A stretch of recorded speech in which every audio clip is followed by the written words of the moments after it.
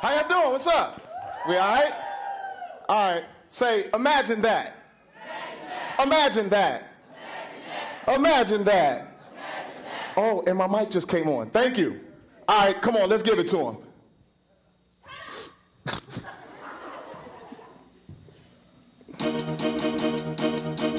All right. Anyone want to stand up with me right quick? Just imagine. Anybody give me 2 minutes? Stand on your feet. Just help me out a little bit. Come on, stand on your feet, y'all. Come on, come on, come on, come on, come on. All your needs are covered. Everything is straight. When you got extra to help someone who needs a plate. We all can make a difference and be really great. Can you? Can you?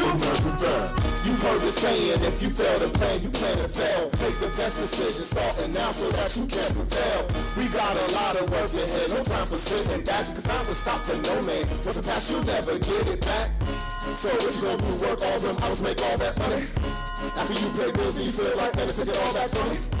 Every week you get a paycheck, but you feel broke, man, it ain't that funny. It could be a summer day, but your bank account way, man, it ain't that sunny. If a man is hungry, you can get fish and that's alright. But he's not a fish, he can eat what he wants and that's the life. And we all chase dollars because we consume and that's the price.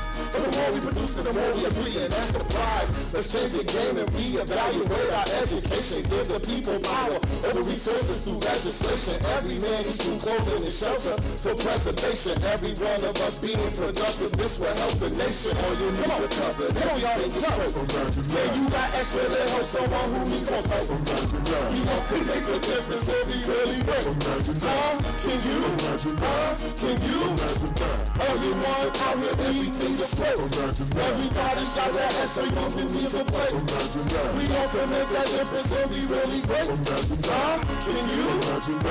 Can you? Say, imagine that. Imagine that. Imagine that. Imagine that. Can you imagine that? Can you imagine that? All right, y'all go ahead and sit down. All right. Well, as you heard in the introduction, my name is Zaydok. Good morning. I am so honored to be here today at the TEDxYouth at Buffalo event. Give yourselves a round of applause, audience. Y'all been very good so far. Let me start this speech, this talk, with a question. How many people in here are familiar with the movie The Matrix? Anybody ever seen The Matrix? The first one, though, the first one. You saw it? Okay. In The Matrix, you had the guy Neo. Neo was just at his boring, everyday, drab job. And he heard about this tech, revolutionary, rebel for the cause guy named Morpheus, right?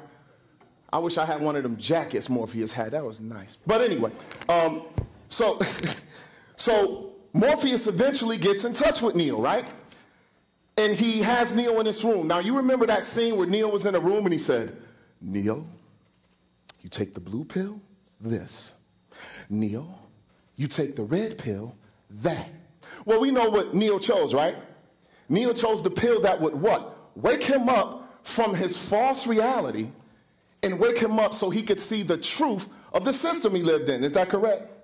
Okay, now, so Morpheus has him in this room. Y'all remember the all-white room? Remember Neo was plugged in and he woke up and said, I know Kung Fu. Remember that? Well, Morpheus had him in his room for training, right? And he showed him on the television the real world. And he showed him this, I guess you could call it, this hierarchy called the machines. And the machines had taken over everything and had given the people the matrix to keep them asleep and just use their power. And he said, Neo, we have been reduced to this. I don't have a D battery, so just work with me. And that's what? A battery. What does a battery represent? What is a battery used for? Power, energy.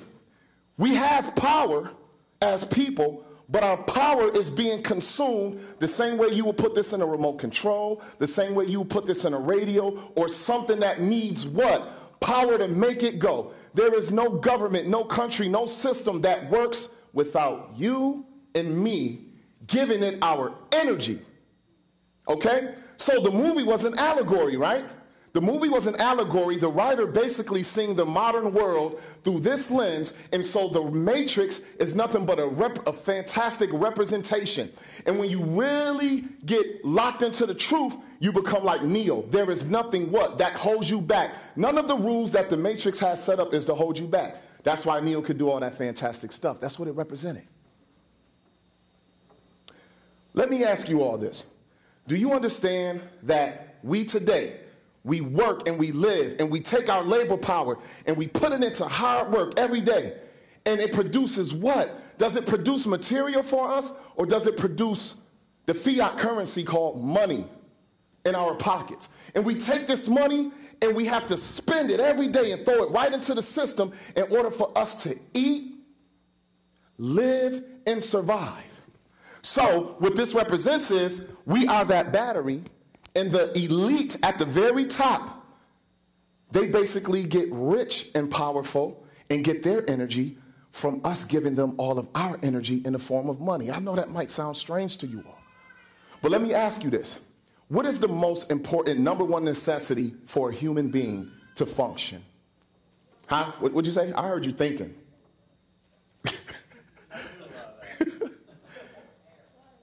Air, water. You're kind of right, but you know what those two things together combined with other things equals? Our good health. If you want to be the most corrupt person in the world and you sick as a dog and you on your way out, you can't do nothing, can you? If you want to be the great Samaritan in society and you want to do all this good missionary work, if you're not healthy, you can't do it, can you? What everyone needs, whether you're this person or that person, is your good health in order to do what you are meant to do in this world. And guess what? When you have good health, you go out here and work. And what are the three basic necessities that men are supposed to produce for ourselves by our work? In good health, of course. Food, clothing, and shelter. Let me hear y'all say that. Food, clothing, and shelter. Oh man, y'all sound like a choir. Let's do it again. Food, clothing, and shelter. By a show of hands, how many people in here today are wearing clothes that they made? I ain't put my hand up either. Okay, that's cool. How many people in here tonight will eat a meal at home from food that you produced, whether it's meat or vegetable or fruit? No one? Wow. That's what I'm talking about. You.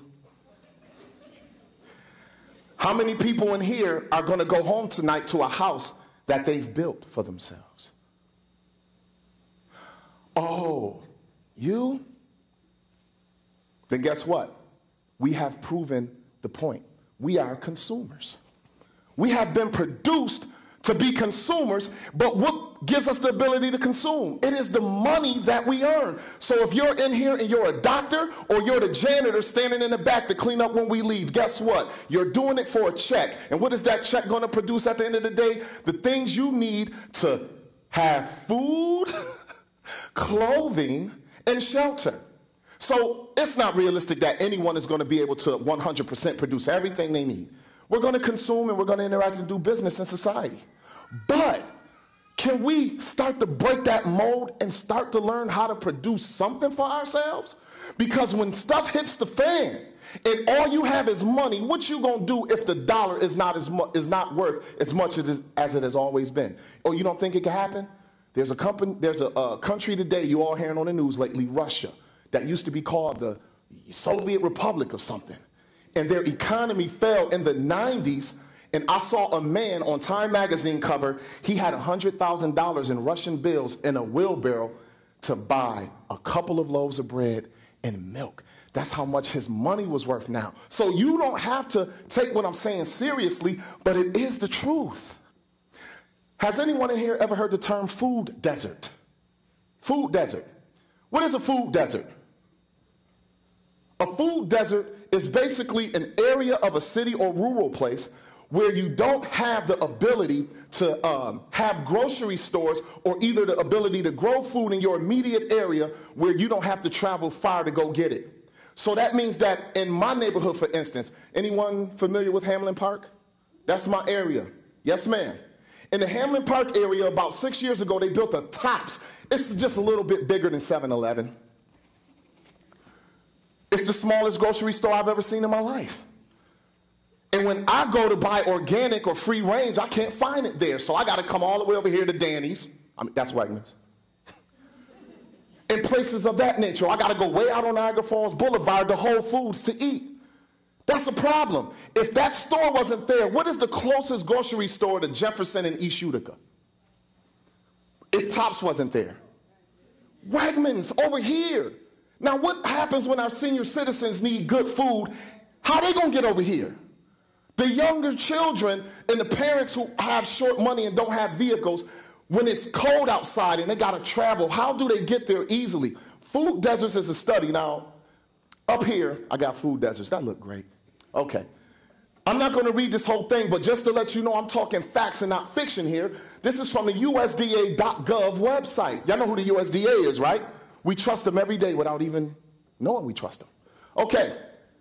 Down here near the bottom, it says, overall findings show that a small percentage of consumers are constrained in their ability to access affordable, nutritious food because they live far from a supermarket or large grocery store and do not have easy access to transportation.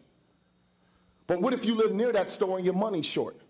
Now when you go in that store, even though it got great food, you are still not able to buy the food that you should have, and you got to settle for boxed and canned goods. That is not the healthiest option. It could work for a little bit, but that's not the healthiest option for us all. So, what does the U.S. government recommend? Right here, on page 92 of this report, access to affordable and nutritious food, measuring and understanding food deserts and their consequences, United States Department of Agriculture. So, how is it that when they write it, they're smart and they're cutting edge and they know what we need? But when I say it, I can be doubted. That's just because of a lack of knowledge. Look at this. This is their answer to addressing, this is one of them, increase the availability of healthy, locally produced foods, especially in impoverished and underserved neighborhoods, through food assistance programs, backyard and community gardens, grocery stores, farmers markets, community-supported agricultural shares, food buying clubs, and other resources. And one more. Healthy diets. Encourage the adoption of healthy diets by providing culturally and age-appropriate training and experiences for youth and adults in food production, preparation, and nutrition. That's all there. Why? Because at the end of the day, we all need this. I just heard today about City Honors High School having something they call the Paleo Garden Project or something. And these high school students are actually taking care of urban gardens and doing things with it. Why Burgard don't have that? Why East High don't have that? Because it's just not widely being pushed. Well, we don't have to depend on the government to do everything. They can give us findings, and then what are we going to do? Let us produce a collective, community-based movement. If you feel that this don't apply to you because you don't live in the inner city and you got long money, power to you. Buy organic, free range, and all that. That is the best stuff, by the way. But if you do identify with it, then what you can do is come together with others. So about 10 years ago, friends of mine, some of my friends are here, we came together and we started a community garden. We got in contact with the Community Action Organization of Erie County. Here in the city of Buffalo, me, my church family, and others have come together. We have an urban garden. We have raised beds. We have a greenhouse. We have chickens. Chicken don't come from the store. It's delivered there. Think of that. Imagine that. We bought 36 acres of land together. All together we have apple trees, pear trees, plum trees, cherry trees. We have raspberries, blueberries, elderberry bushes. We just had a half-acre sized, 14-foot deep pond dug, and we're stocking it with fish. After 2 years, we have to fish the fish out, at least 30% of the fish, so it doesn't become overpopulated. So I'm not up here today presenting you with something that was just like, let me pick my TED Talk. This is my life. I believe in it. And each one of you admitted that, well, you didn't say it, but I've seen it in your spirit. You admit it. You need food, clothing, and shelter to survive. So what I'm going to do as I close, I saw you all are here today, and I said, these are lovely people. So I wrote a poem for you. You want to hear it? Okay, here you go. And I couldn't remember it, so I'm going to read it off the phone. Can I do that? of course. Listen to this. It says, what can I do in my life to produce more for myself? What do I invest in to benefit more from my wealth? I can earn a lot of dollars and I can spend more money. But if the dollar loses its value, does that mean I go hungry? Didn't I hear on the news that we're trying to come out of a great recession? And they say it's the worst since that famous Great Depression? Great Depression? That was the 1930s, right? So I opened my Mac Air and I typed in a search box for Google to find. And they said the stock market had crashed and there were pictures of hard-working, law-abiding American citizens standing in long food lines. I can't believe my eyes. And I'm sitting there reading it and I'm storing it all within. And then as I look at the world, I ask myself, could this ever happen all again? And think for a minute if it did. What would be the condition of our community? Would we fight for each other for food? Or would we come together and produce food for one another in unity? People act different when our stomachs rumble with hunger pains. Because if I got to compete to eat, I'm going to be that girl from the Hunger Games. But no, so y'all, no, for real. Seriously, let us think more self-sustainability. Because in the end, for us all, it's going to mean more maintainability. I'm Zaydok. Thank you for having me.